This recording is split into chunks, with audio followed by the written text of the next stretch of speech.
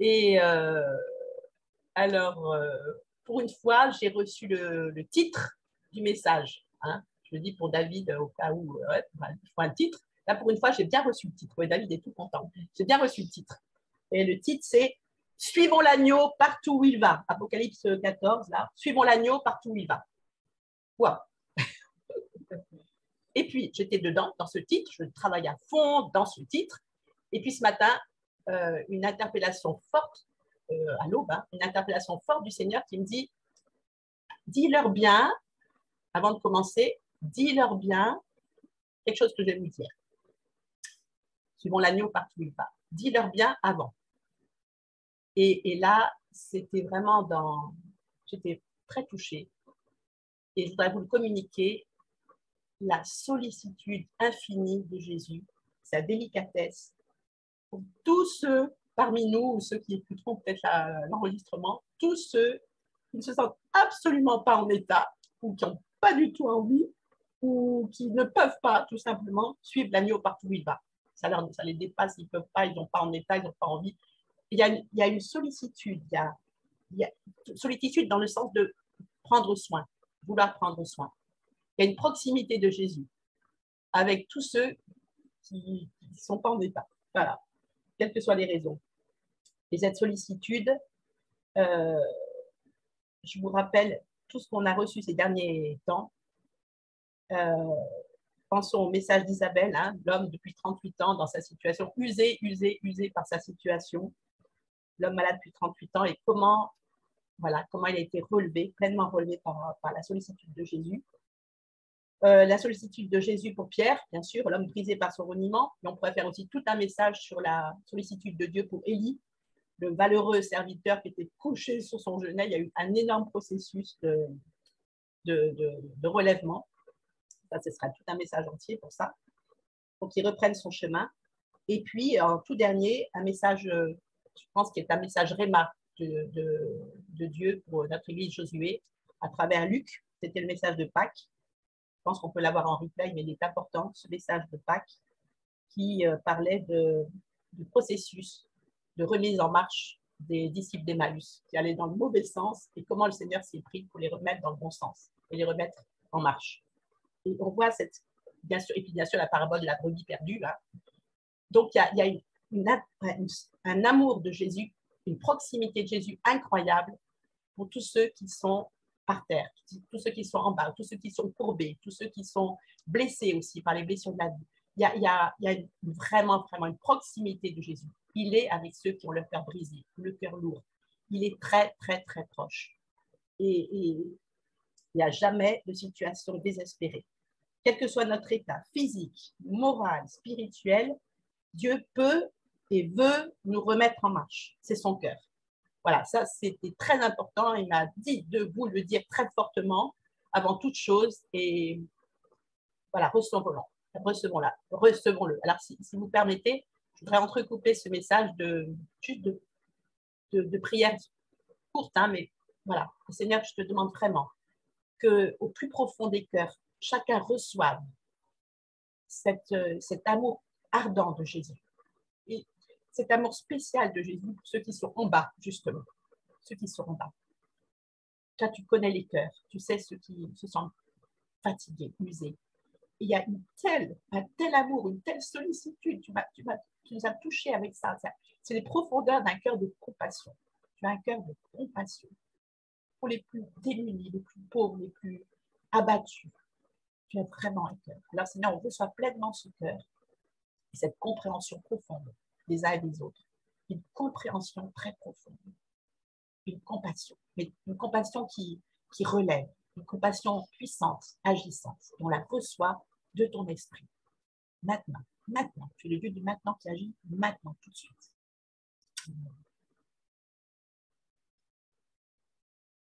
Voilà. Ceci dit, il y a aussi un autre. Vous savez, le cœur de Jésus, c'est quelque part, on ne sait pas grand-chose des profondeurs de ce cœur. Il n'y a que l'esprit qui sonde les profondeurs.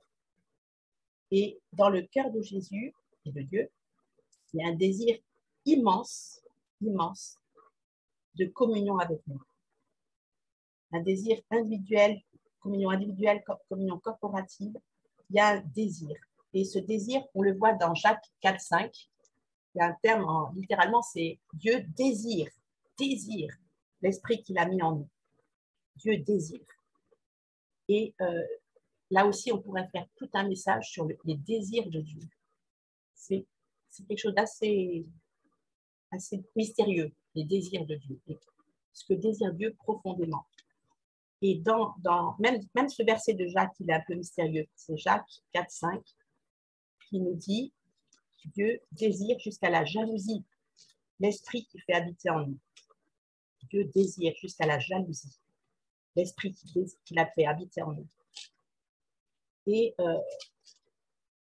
ouais, c'est ça. Et en anglais, c'est long for. Il soupire après. Et il y a aussi la notion de chérir. Il chérit, il aime, mais il désire aussi.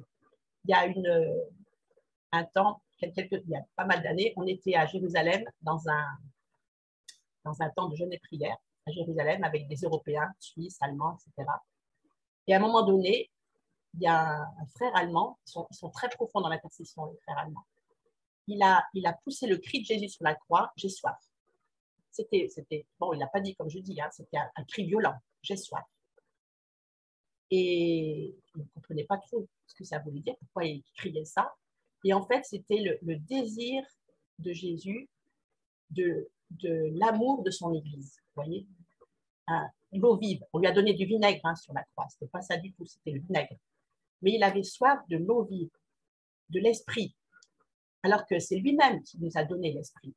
C'est à cause de lui, de ce sacrifice sur la croix, il nous a donné l'esprit, mais il désire en retour l'esprit qui jaillit de nous pour le bénir, pour l'aimer.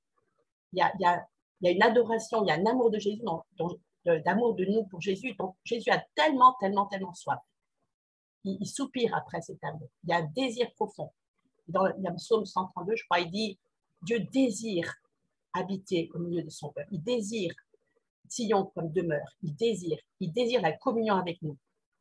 C'est un désir profond. Et à l'église peut-être la plus tiède de toutes les églises de l'Apocalypse, c'est-à-dire de Laodicée, il y a cette parole qui, peut-être qu'on a besoin d'entendre avec l'esprit. Il frappe à la porte. Si quelqu'un entend ma voix. Il y a quelque chose de très touchant. Il y a quelque chose de vraiment de profond et de touchant. Je frappe à la porte. Est-ce qu'on peut sentir derrière ça le désir de Jésus? Il frappe à la porte. Parce qu'il s'adresse à des gens qui le connaissent déjà officiellement. Hein. Il frappe à la porte parce qu'il veut une communion. Si quelqu'un entend, si quelqu'un ouvre la porte, j'entrerai chez lui, je souperai avec lui, avec moi. Il y a un désir immense de communion. Et on pourrait parcourir toute la Bible avec tous ces désirs de communion de Dieu, que ce soit avec Abraham, avec tous les hommes de Dieu, Moïse, son ami. Voilà, il y a un désir de communion si je frappe à la porte. Il y a un désir de Dieu, chacun de nous, de rentrer dans une communion beaucoup, beaucoup, beaucoup plus profonde. Quelque part, Dieu nous dit, mais vous me connaissez superficiellement. Pourtant, beaucoup d'entre nous, ça fait des années qu'on marche avec le Seigneur. Hein. Je ne vous dis pas le nombre d'années, je dis, oh là là, oh là là. Mais on connaît tellement, il veut nous en connaître tellement, tellement, tellement plus loin. Et il veut nous faire communiquer la compréhension de ce désir fort qu'il a de nous pour réveiller le désir qu'on a de lui. Vous voyez? Réveiller ce désir. Réveiller l'amour. En fait, réveiller le désir de lui, réveiller la soif de connaître Dieu dans toutes ses profondeurs.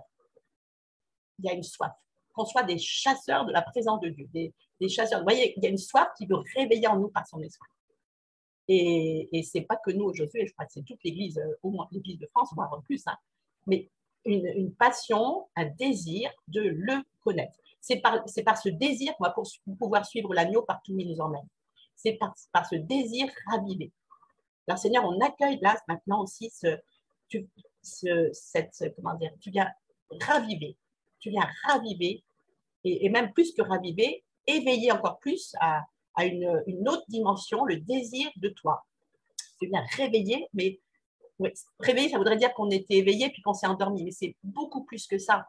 C'est créer en nous une nouvelle dimension de désir de toi. qu'on ait soif de te connaître dans toutes les facettes de ton immense et riche personnalité. Tu es infiniment, infiniment toi.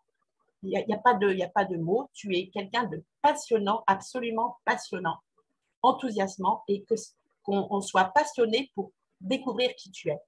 Comme disait Paul, le connaître. C'est d'abord le plus important, c'est le connaître. Et le reste, ça paraît de la boue à côté. C'est le connaître. Le Seigneur vient réveiller ce désir de te connaître parce que c'est ce désir, c'est cet amour qui fera qu'on peut te suivre partout. C'est par amour qu'on peut suivre partout. Et bien sûr, pour suivre Jésus partout, le fondement du fondement du fondement, c'est l'amour de Dieu. On est en sécurité, complètement en sécurité dans l'amour de Dieu. Et dans cette sécurité, enveloppée de cet amour du Père, du Fils, de la Trinité, en fait, eh ben, on est équipé, on est en sécurité, quoi. Et du coup, on n'a pas peur de suivre l'agneau partout où il va, parce qu'on est profondément en sécurité. C'est le chant qu'on a chanté avec David tout à l'heure, Abba Père. Il y a ce fondement profond que Dieu est en train de travailler aussi dans nos vies, hein, parce qu'il y a peut-être des petites couches d'insécurité, des petites couches d'esprit d'orphelin, tout ça, tout ça. Ça fait des mois, des années qu'il travaille ça pour nous débarrasser de tout ça. Alors, ceci dit, c'était le deuxième grand point. Hein. Premier grand point, sollicitude de Jésus pour nous, quel que soit notre état. Deuxième grand point, le désir de Dieu qui éveille notre désir à nous, le désir de communion. Et après, alors là, je voudrais qu'on reçoive ce désir de tous ces lieux où Jésus voudrait qu'on le suive. Et il y a des lieux, il y a plein de lieux quand on réfléchit. Hein. Plein de lieux. Alors, je vous les énumère. Le premier verset de l'Apocalypse 14, là où est tiré le verset, c'est-à-dire suivons l'agneau partout où il va, le premier verset, ça parle de la montagne de Sion. Sur la montagne de Sion. Montons. Et rien que ça, on pourrait dire plein de choses. Parce que sur la montagne de Sion, il y a encore plein d'autres endroits. Ça parle de la présence de Dieu, bien sûr, ça parle de la louange, ça parle de l'adoration. Et là-dedans, il y a plein de lieux. Il y a le lieu d'acclamation festive. Il y a les lieux d'adoration profonde. Il y a plein de choses sur la montagne de Sion. C'est un monde. Il y a, un autre. Alors, il y a le jardin du Cantique des Cantiques. Le jardin. Le jardin, c'est même les jardins. Il y a plein d'endroits dans ces jardins. C'est un jardin extrêmement diversifié. Très diversifié. Les jardins. C'est juste pour nous donner envie. Vous voyez, les jardins. Les jardins avec les sources, avec les parfums, avec les espèces d'arbres différentes, enfin, plein de choses. C'est un monde, les jardins. Et puis, bien sûr, il y a, il y a le palais du roi, on va y revenir. Et dans le palais du roi, il y a beaucoup de pièces. Il y a la chambre nuptiale, la chambre d'intimité. Il y a la salle du trône, très impressionnante, salle du gouvernement. Mais il y a aussi la maison du vin. Là, on aime beaucoup ça, n'est-ce pas? Plusieurs d'entre nous, on est au raffole de la maison du vin, avec des petites cuites spirituelles régulières. On aime bien, beaucoup. Je rappelle quand même que notre maison du tissage, elle est située en bas des vignes de Vergos qui produisent des crus délicieux. Voilà, maison du vin. Et puis, oui, la chambre nuptiale, chambre d'intimité. Il faut quand même dire aussi qu'il y a le champ de bataille. Il y a aussi les champs de bataille. Voilà, il y a aussi ça quand même. Hein. On peut suivre l'agneau aussi sur les champs de bataille. Ça fait déjà pas mal d'endroits différents. Et si vous voyez, rien que la louange de ce matin avec David, hein, merci David, si vous êtes sensible, vous allez voir que, vous allez vous rappeler que ce matin, on a été déjà dans plusieurs endroits quand même, hein, rien que ce matin. Alors, je ne vous dis pas, pendant 3 heures de louange du prochain tabernacle, je ne sais pas du tout où l'Esprit va nous conduire, mais à mon avis, ça va être dans plusieurs endroits. Je ne pense pas qu'on va être tout le temps dans le même endroit. Et on peut prier déjà pour nos leaders de chant, nos chantres leaders, parce qu'ils vont être attentifs à l'esprit pour dire, bon là, on va par là, ah, là, on rentre dans la salle du trône, ah, non, là, c'est l'intimité, c'est la chambre nuptiale, là, ah non, là, on est tous ensemble sur la montagne de Sion, dans les acclamations, etc. Où là, on confronte.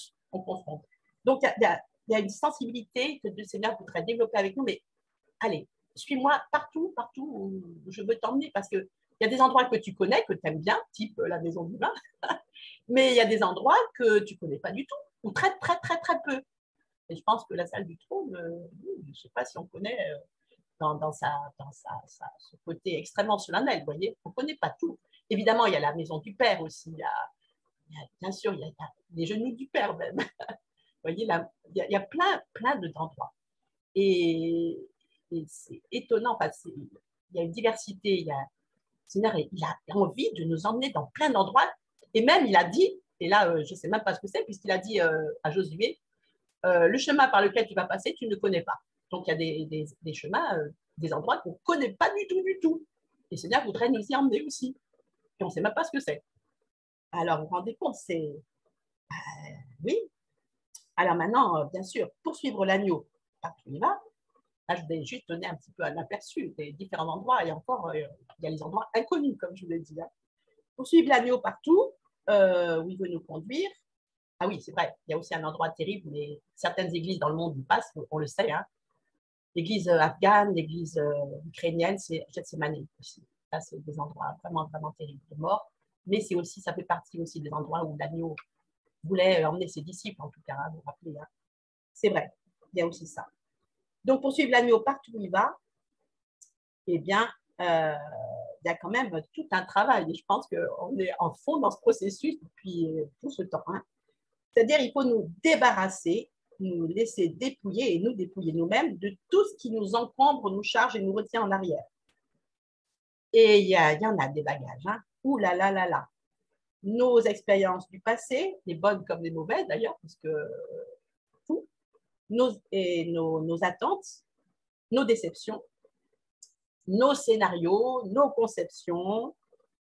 Et rappelez-vous, Emmaüs, hein, nous espérions que ce serait toi qui délivrerais Israël.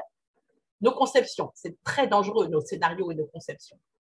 Et version 2022 Josué, avec l'église Josué locale, nous espérions que nous aurions le RP maintenant. Voilà. Ça vous parle? Nos conceptions, nos illusions, nos petits scénarios, là. Et le Seigneur est en train de tout bousculer parce qu'il sait que ça nous charge. Il sait que c'est pas bon pour nous, tout ça. Hein. Et puis, rappelez-vous, nos pauvres frères et sœurs américains qui avaient tout leur scénario pour les élections dernières, là, c'était pas du tout comme ils pensaient. Ils étaient tout perturbés et troublés, mais nous, on n'est pas mieux, hein, les chrétiens français. Donc, le Seigneur nous dit, lâche tes scénarios, lâche tes conceptions, et il n'arrête pas de nous secouer, de nous déstabiliser, de nous choquer parce qu'il fait, parce qu'il dit, ou parce qu'il ne fait pas. Pensez à Marie et Marthe qui étaient très perturbées parce que Jésus ne venait pas. Très perturbés. Peut-être que nous aussi, hein, on est troublés parce que, enfin, Jésus, tu fais quoi? Pourquoi tu ne viens pas? Pourquoi il se passe rien dans nos locaux? Pourquoi? Un peu comme Marie et Marthe, hein, un peu troublés. On est déstabilisés. Pensez aussi aux disciples dans Jean 6. Hein. Julie nous parlait de Jean 6 la semaine dernière, avec cet enseignement tellement incroyable et choquant sur je suis le pain de vie, il faut me manger, etc. Et puis il y a plein de disciples qui ont lâché prise. C'est pas possible, cette parole, c'est trop dur, on ne peut pas supporter ça, vous voyez. Donc, oui, Jésus, il peut choquer, perturber, troubler par un comportement qu'on n'attend pas du tout ou parce qu'il ne fait pas ce qu'on pense qu'il devrait faire. Ça, oui. Et Seigneur nous dit, tu lâches ça. Tu lâches tes attentes déçues. Tu lâches tes scénarios. Et il secoue. Parce que tout ça, toutes ces conceptions, ces scénarios, ces attentes, pensons aux Juifs, hein, qui étaient persuadés qu'il n'y aurait plus de Romains après le Messie, manque de chance, il y avait la résurrection, mais toujours les Romains étaient là et le pouvoir religieux insupportable était là. Ils étaient tous là. Les Romains, les Sadducéens, les pharisiens, tous là. Et Jésus était ressuscité. Ce n'était pas du tout le scénario qu'ils pensaient. Et bien nous, on n'est pas mieux. Donc, est en train de tout secouer parce que ça nous enferme dans des limites, en fait. Ça nous enferme dans des mitzraïm, des limites, une Égypte de pensée là-dedans. Il y a des forteresses de limites là-dedans. Et peut-être que nous, les Français, on est encore plus dans les limites que d'autres, je ne sais pas.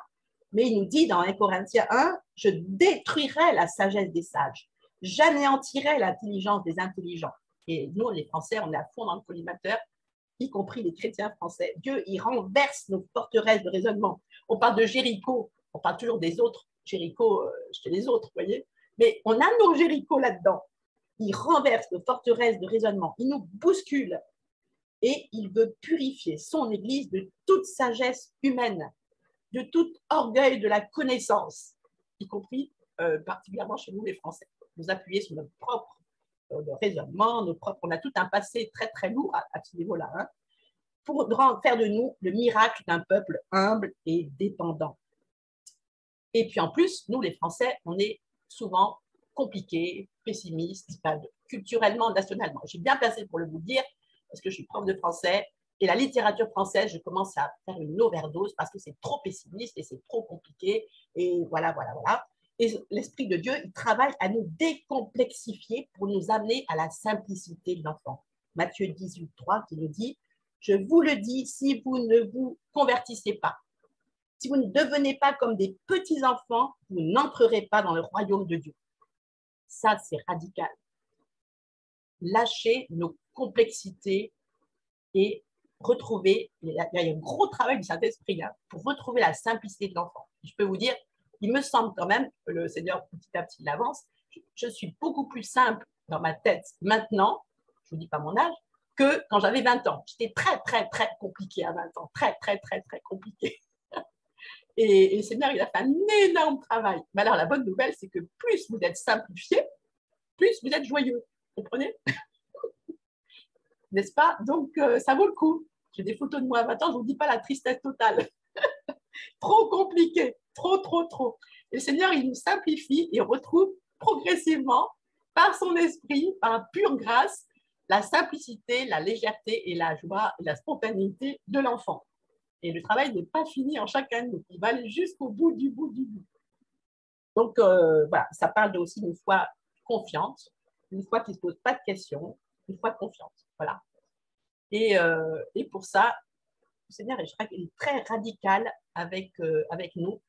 Il est jaloux, comme je dis, il est jaloux de l'esprit qu'il a mis en nous. Et il n'admet pas que cet esprit soit dans des petites limites étroites. Alors, il prend les grands moyens. Et il prend les grands moyens. Et on est dans la saison, vous savez, entre Pessah et Shavuot. Et entre Pessah et Shavuot, il y a chez les Juifs, hein, Jean-Marc Taugoin nous explique ça dans son livre Les Fêtes de l'Éternel, il y a un rôle de deux vents, le vent du nord et le vent du sud. Alors, le vent du nord, ça parle d'un vent froid, pas agréable du tout, qui amène les pluies, hein, c'est sûr, mais voilà, qui peut faire aussi des travaux, bon, ça peut être assez violent quand même, hein. Et puis, il y a le vent du sud, celui qui amène la pollinisation, celui qui amène aussi la germination. Et il faut un équilibre des deux vents. Et dans nos vies, on a aussi ces deux vents. Le vent qui renverse, qui nous ébranle, qui secoue. Et puis, le vent des choses nouvelles. Le vent du sud, le vent d'une germination, de plein de choses nouvelles. On a tout ça à la fois. Et le Seigneur, il sait très bien équilibrer les deux vents pour qu'on soit transformé à son image, en fait. Donc, pour suivre l'agneau, il nous faut rejeter tout ça, nous laisser dépouiller de tout ça, et puis rejeter nos fardeaux. Rejeter les fardeaux, rejeter le péché, comme dit la parole, hein, rejetant tout fardeau, le péché qui nous enveloppe si facilement, courons. Ah oui, pour suivre l'agneau, il faut être léger, courir, courons, dans la voie qui est claire, les regards fixés sur Jésus, qui suscite la foi et l'amène à la perfection. Et rappelez-vous, on a eu beaucoup de messages, en particulier d'Alain, hein, beaucoup de messages sur la foi. Beaucoup de messages. Le Seigneur veut nous vraiment stimuler cette foi. Regardons à Jésus qui suscite la foi.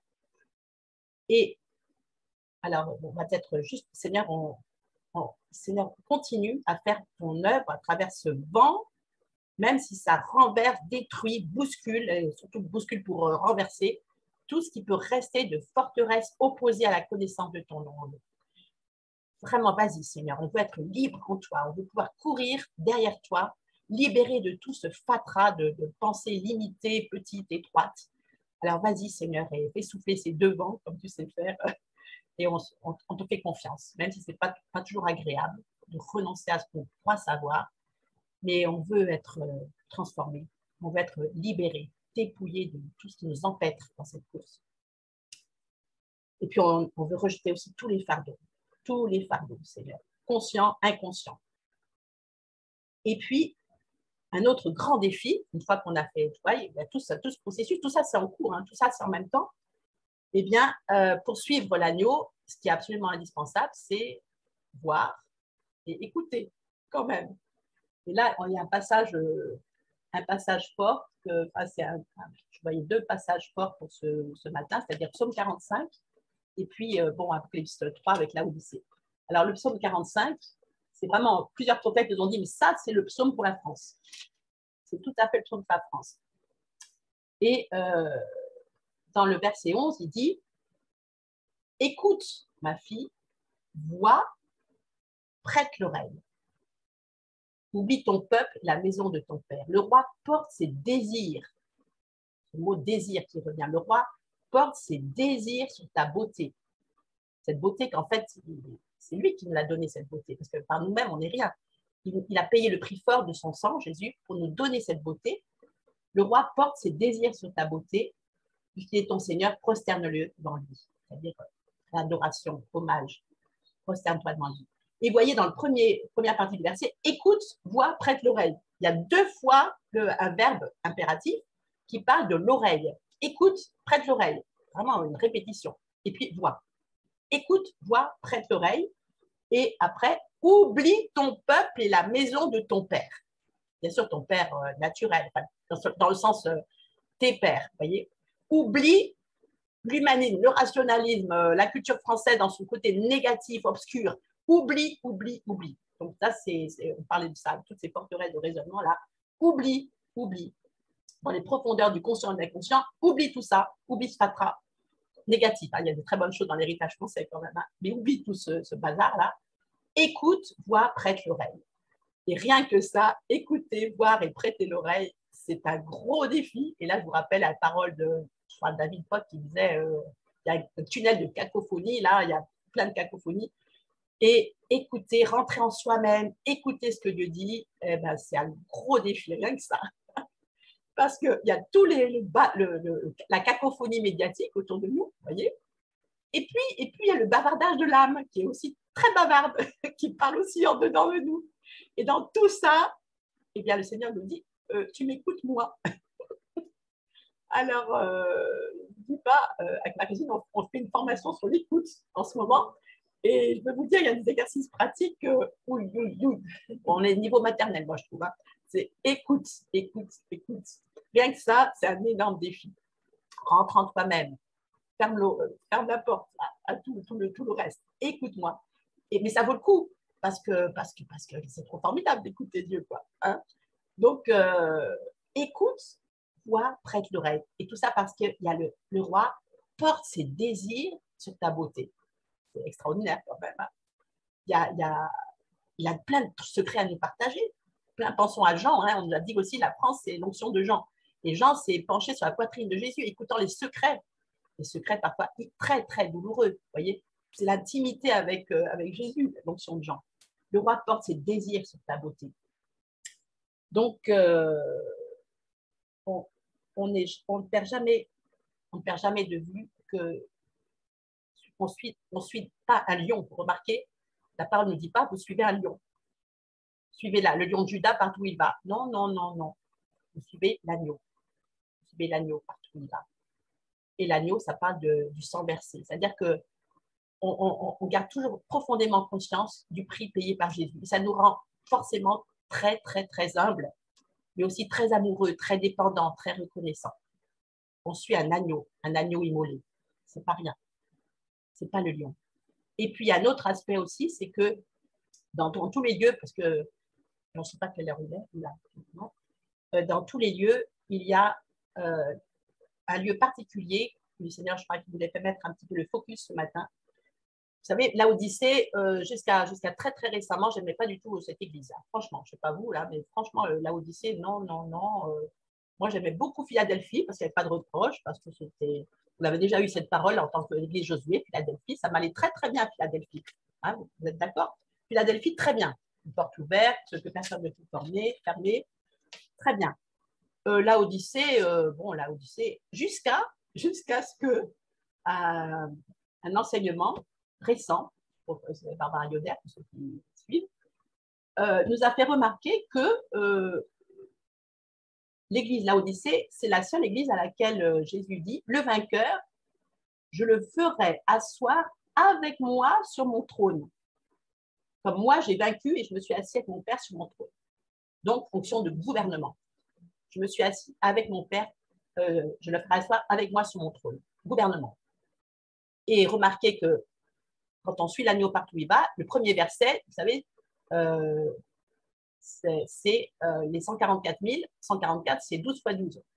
Et 12 fois 12, 12, c'est le gouvernement. Donc, il y a aussi une similitude. Suivre l'agneau partout où il va, ça va avec un appel à l'onction de gouvernement. Et ça va aussi avec le psaume 45, puisqu'on nous dit qu'on est appelé à être la fille du roi dans l'intérieur du palais. Et ça nous parle quand même de règne, tout ça. Tout le psaume 45 parle de règne. Donc, il y a, dans tous les lieux où le Seigneur voudrait nous conduire, il y a aussi cette salle du trône, ce lieu de gouvernement. Et gouverner, ça veut dire aussi décréter. Mais décréter avec le cœur de compassion de Jésus. Parce qu'il est dit dans le psaume 45, le roi, il s'élance sur son char, c'est un grand guerrier, vaillant guerrier, ceint ton épée, l'épée de ta parole, ceint ton épée, pour la cause de la vérité, de l'humilité, de la justice. Vérité, c'est aussi émettre, c'est fidélité. Fidélité, vérité. La justice, sédèque, c'est-à-dire la justice, celle qui nous donne par son sang. La justice, plus loin, on parle d'équité aussi, c'est encore un autre mot. Et l'humilité, ça parle de douceur, humilité, mais dans le mot hébreu, il y a aussi une connotation avec les pauvres, la proximité avec les pauvres. L'humilité, proximité avec les pauvres. Et on se rappelle dans Matthieu, la seule fois où Jésus dit de lui des adjectifs, j'avais regardé ça quand j'étais prof de français en 5e, là, je suis, avec un adjectif, c'est je suis doux et humble. Jésus parle de lui avec des adjectifs, je suis doux. Il dit bien sûr, je suis, d'autres choses avec des noms, mais avec des adjectifs, c'est je suis doux et humble. Et ça va avec, pour la cause de la vérité, de l'humilité, de la justice. Et là, je voudrais vous rappeler, pour raconter une toute petite anecdote qui m'a impressionnée. C'est tout récent, pendant les vacances de Pâques, j'étais à Toulon avec ma petite sœur, oui, on dit, pour ceux qui connaissent. On s'est pris un petit pot au port de Toulon, très sympa. On s'est pris la table plus près de la mer, devant les bateaux, voilà. Et puis, soleil, la mer, les bateaux, enfin voilà le tableau idyllique. Et puis, on était là avec notre petit pot, là, c'est très sympa, vers midi. Et puis, devant nous, parce qu'on était la première table plus au bord de la mer, devant nous arrive une pauvre femme, là, type SDF, bien européenne, bien française d'origine, à peu près la cinquantaine, et puis elle nous réclame quelques euros parce que à la fin, quelques euros. Alors ma sœur commence à fouiller dans son sac, donne quelques euros, et puis avec beaucoup de bienveillance, ma sœur elle est fabuleuse pour ça, beaucoup de bienveillance, elle commence à l'interroger sur sa vie, son vécu, il s'intéressait à elle, avec beaucoup de bienveillance et de gentillesse, elle s'intéresse à elle. Et puis la femme dit son vécu.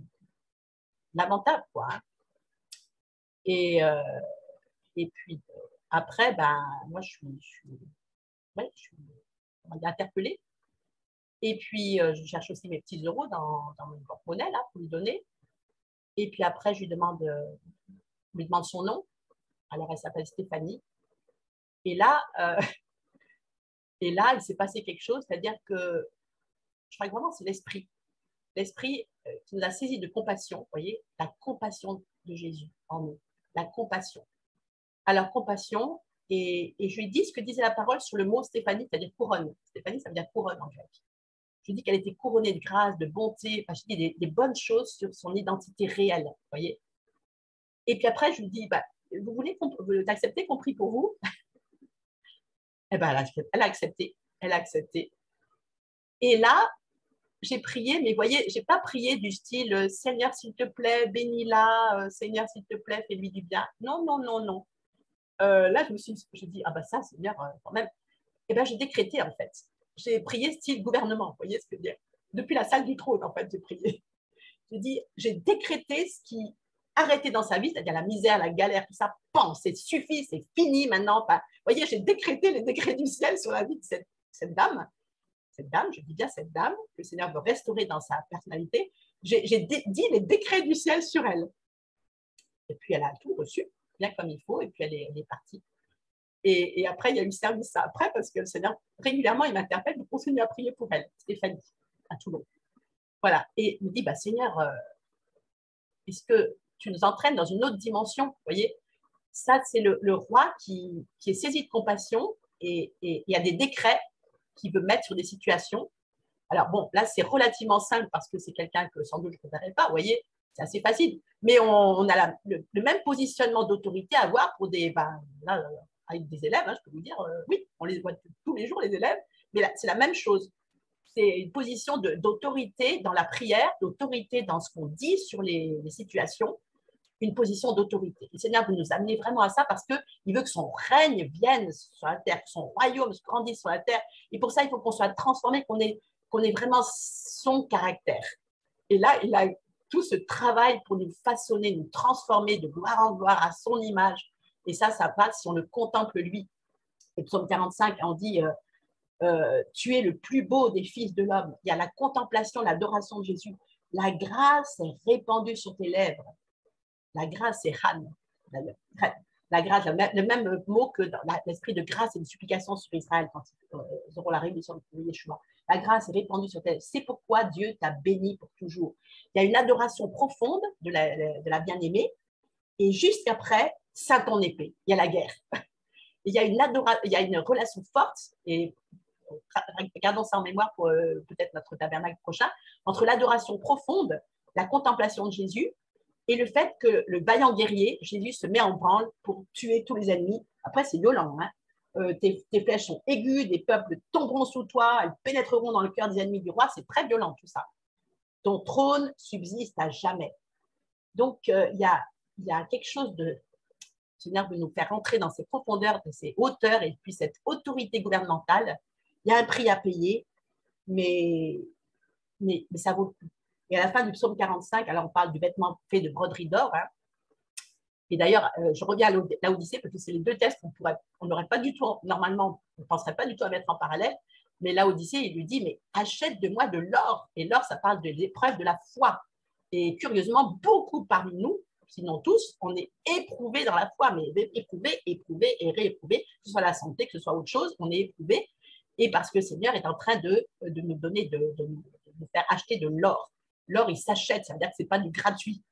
Ça s'achète par des épreuves. Donc, l'or, on est en train d'acheter de l'or. On est en train d'avoir un collier pour oindre nos yeux et voir comme Dieu voit. Et puis, le vêtement de justice. Hein, le vêtement de justice, là, ça parle de la justice, c'est-à-dire le ciel ouvert, la justice acquise par le sang du Christ. Mais dans la psaume 45, c'est plus qu'un vêtement de justice, c'est des vêtements faits de broderie d'or. Et ça nous parle d'un long travail de tissage, tiens, curieusement, maison du tissage, un vêtement de broderie d'or. Il y a une notion de couleur aussi dans le mot hébreu broderie. Ça nous parle d'une diversité, d'un travail délicat et très attentif. Le Seigneur est en train de nous qu'on ait ces vêtements brodés d'or, parce que l'or, ça parle aussi de la gloire. Et on nous dit, à nous, la France, mais la gloire, elle est au bord, là, elle vient. La gloire, elle vient.